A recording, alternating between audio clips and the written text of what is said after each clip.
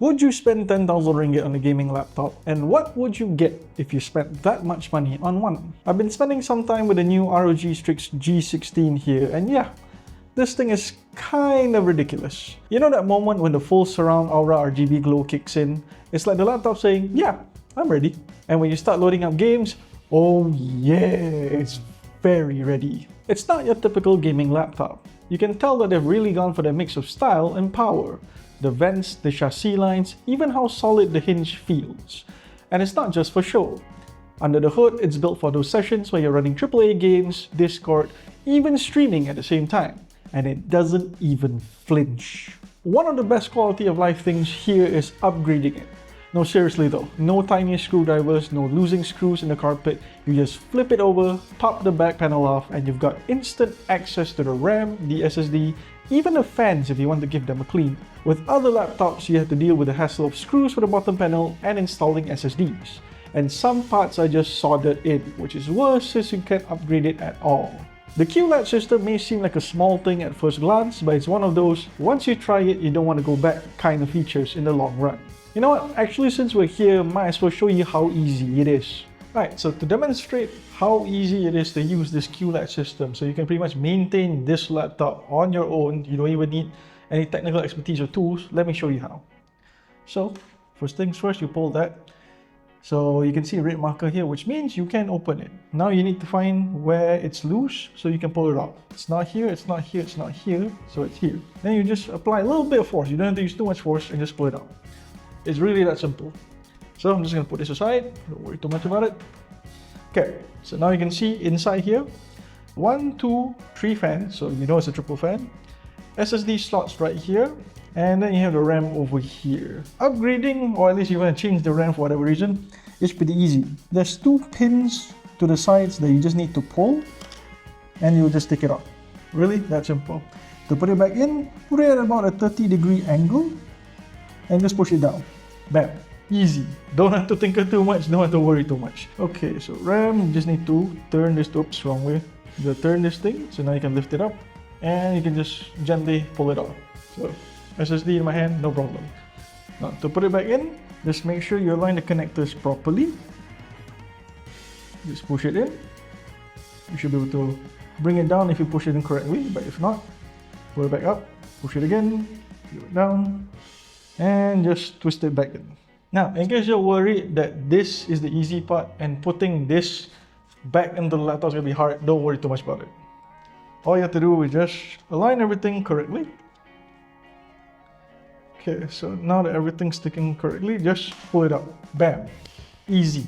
Cooling is always a big deal for gaming laptops, and ROG went all out here. There's a full vapor chamber to spread the heat, layered heatsinks, and a 3-fan setup compared to most other gaming laptops only having 2, allowing it to push air through every corner with improved efficiency.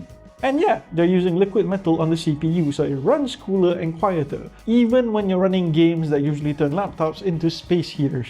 Oh, and no more hot WASD keys after a long match, which, if you know, you know. The screen is where things get fun. It's their Nebula display, which basically means it's got all the good stuff.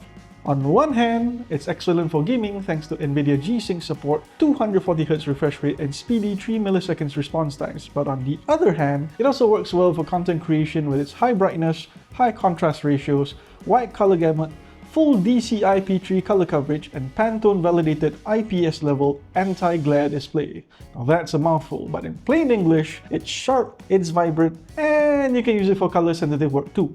The 16:10 aspect ratio also means a bit more screen real estate vertically, so you can see more. Plus, it's easier on the eyes for long sessions, which, let's be honest here, it's kind of the point for gamers. The design is a bit of a flex too.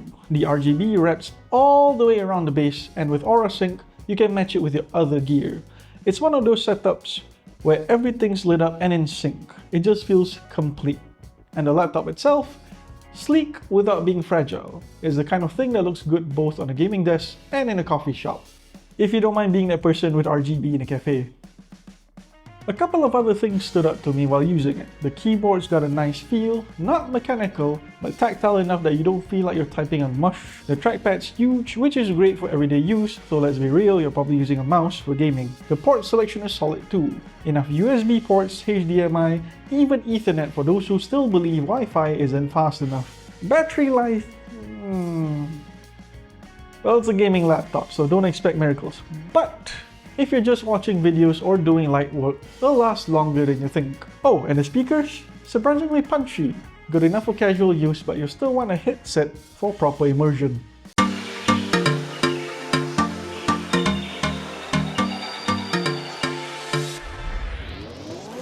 So yeah, the ROG Strix G16 isn't just another spec-heavy gaming laptop. It's a package. Powerful, customizable, and is actually nice to live with day to day. You can push it hard for hours, then flip it into something more low-key for work or media consumption. This gaming laptop is certainly not cheap. After all, we did mention 10,000 ringgit earlier on, but it's certainly worth the money spent. It can handle upgrades with ease and still look good doing it. It's not just about the specs, it's about the whole experience. It's for those who dare to spend. Now, for those of you who are wondering about the exact price of this laptop, in which the specs are listed down in the video right now, it is retailing for 10,299 ringgit. But if you're not willing to spend as much, this exact model does start out at 6,599 ringgit. Just keep in mind that the specs are definitely different and it will not perform as good as this exact model. So yeah, with that in mind, be sure to like, follow and subscribe to us at Price Shop, and I'll see you guys again in the next video. Bye!